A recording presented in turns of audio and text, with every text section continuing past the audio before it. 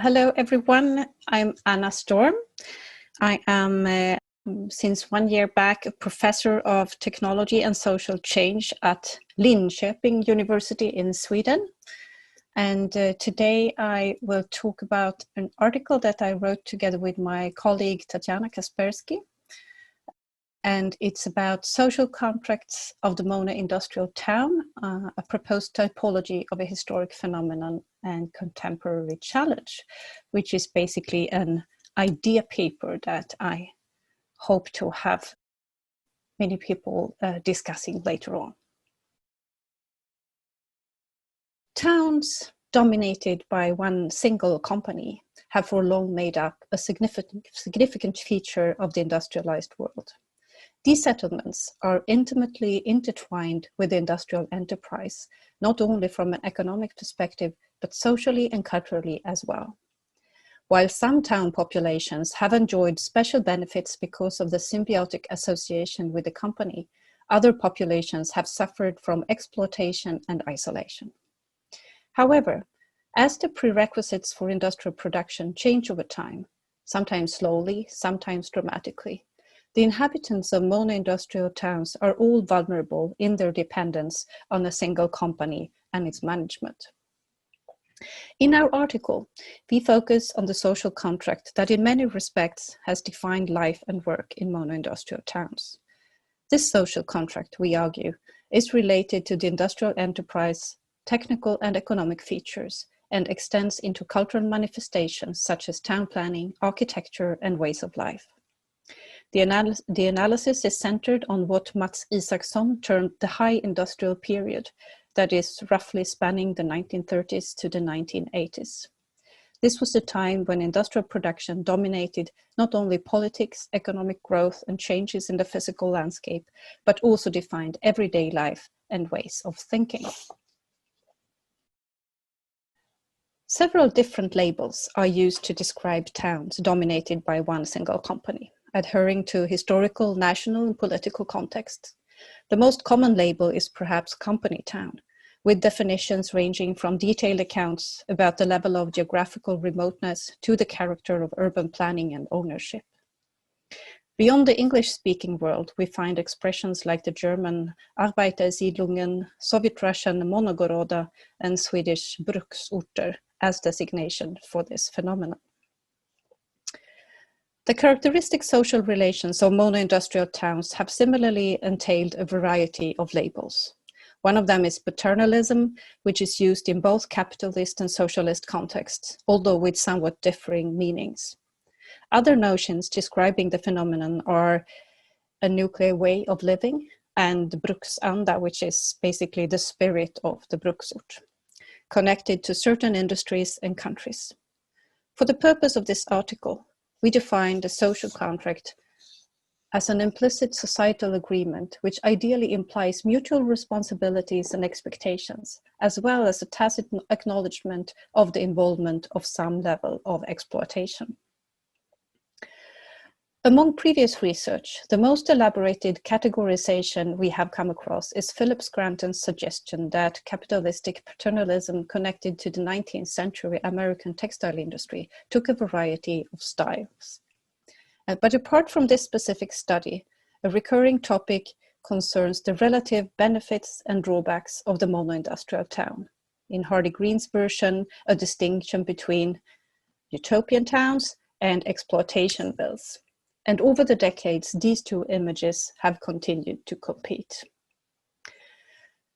The threefold typology we propose consists of 1, the economic social contract related most closely to the extractive industry. 2nd, the family social contract related most closely to the manufacturing and processing industry. And 3rd, the accountability social contract related most closely to state and partly secret industries. So for the first one, and of course this will be super short, so if you are interested, I hope you will find time to read the text. An economic rationale dominates much of the extractive industry, such as in coal mining towns or in iron and copper mining towns. The industry is dependent on the geography of existing raw materials, combined with the costs for production and transportation and the market price. Thus, mining towns were often closer to exploitation bills than to utopian towns. And we suggest the economic social contract to feature harsh economic vulnerability and few possibilities for the workers to balance or oppose the power of the mining company, but also less loyalty from the miners in relation to the company management. The family social contract. In manufacturing industries like textile and iron and steel production, we find many family-owned enterprises. Often the leading family oversaw every aspect of life in the town, including land control, housing, parks and sports arenas, schools, public health, market and bazaars, construction, religious and social institutions, utility infrastructures as sewers, water, power, roads, waste disposal, and so forth. The family social contract, we argue, is marked by a patronizing family rationale, hierarchy, mutual expectations of loyalty, and also care between workers and company management. The accountability social contract for state and secret industries. In the comparatively young industry of nuclear energy production, the state participates to a very large extent. State authorities were generally regarded by the town populations to be reliable, which brought a feeling of security to the local community. This trust was also extended to the nuclear technology itself, which was believed to be safe and reliable. Unsurprisingly, many nuclear towns were surrounded with secrecy, but they were also afforded special benefits. Mono-industrial towns for military production share several features with the nuclear energy industry. In fact, many of the military production facilities are and have been nuclear facilities producing nuclear weapons.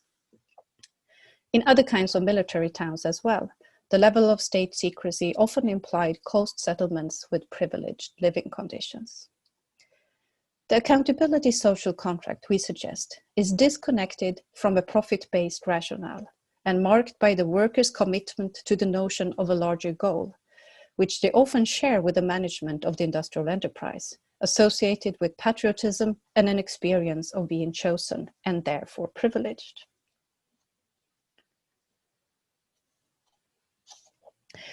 The social contract of mono-industrial towns has already for decades been subject to renegotiation. When, for example, iron and steel works in the Western world faced huge restructurings or closures in the 1970s, the basic rationale for many towns' existence disappeared, and expectations and obligations of the existing social contracts were no longer valid. Several scholars have described the mono-industrial town as a phase in industrial development. Such towns are said to tend to disappear in advanced economies. Closely linked to this observation is an assertion that the mono-industrial town can be characterized as a fundamentally temporary settlement. And I can just say that the picture to the right here is from a Swedish mining city in the north, where the municipality has actually decided to wind down, to end the existence of this town. So this is a very clear example of a temporary settlement. Chris Post, for example, argues that many such towns were, and I quote, intended for temporary settlement while the local resources were exploited. Once the resource or the need for it was gone, so was the company and the town, end of quote. However, these temporal features are probably only apparent in retrospect, the privilege of historians. From the perspective of the company management in the planning of a town or in the settling down of workers, the eventual limit of the industrial production and the finite existence of the connected town were probably not envisaged. Consequently, the mono-industrial town and the social contracts, as one of its key features, are successively becoming an anomaly. We were thinking if we, based on this proposed typology, in any respect could pave the way for some more conscious deliberations about how to mitigate the often painful changes that comes with deindustrialization. Because from previous research and also our own experiences, we can see that social contracts involve expectations that may lead to disappointment and a sense of betrayal when the contract changes or even disappears. And what we believe then, connecting these features of the social contracts we have identified with the industrialization processes, we thought that for the economic social contract connected to the extractive industries, the expectation is that the workers will complete their assigned tasks and management will make sure that they are getting paid for it. In a change situation, for example, organizational restructuring, downsizing or closure, the expectation is that workers will take care of themselves and that management will, to a limited extent at least, compensate the workers financially for the inconveniences. Hard currency is what regulates these seldom articulated mutual expectations, probably also in times of dramatic changes. In the family social contract connected to the manufacturing and processing industries, the expectation is that workers will fulfill their tasks and stay loyal to the company and the managing family in times of crisis. Nevertheless, the family social contract implies that neither of the parties are easily replaceable, as is the case in the economic social contract. In times of thorough change, economic compensation are therefore not enough. The more encompassing care aspect also needs to be acknowledged and met, or gently and gradually renegotiated.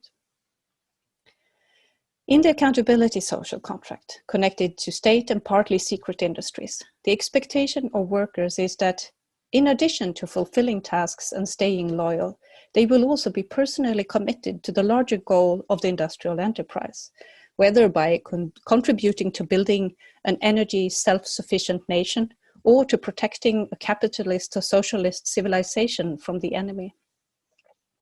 The profit-based rationale here steps into the background. As many of these industries were and still are politically controversial, the obligation of both workers and management is furthermore to justify the production in response to its external critics. In times of change, this personal commitment to a larger goal and the dedicated justification work of a controversial industrial activity needs to be taken into consideration. What might be at stake is not only income or an appreciated lifestyle, but a whole worldview of what is meaningful and true. Finally, in situations of encompassing change, there is also a need to respectfully acknowledge and articulate past experiences. Acknowledging components of work and life in a mono-industrial town, both those that were cherished and those that were detested, and recognizing the hierarchies and power relations shaping the social contract may offer a basis for moving ahead. If we know more about what makes up the particular social contract, which is about to be renegotiated, a dialogue can take place to focus on the most critical parts of the lost reality of living in a mono-industrial town. Thank you.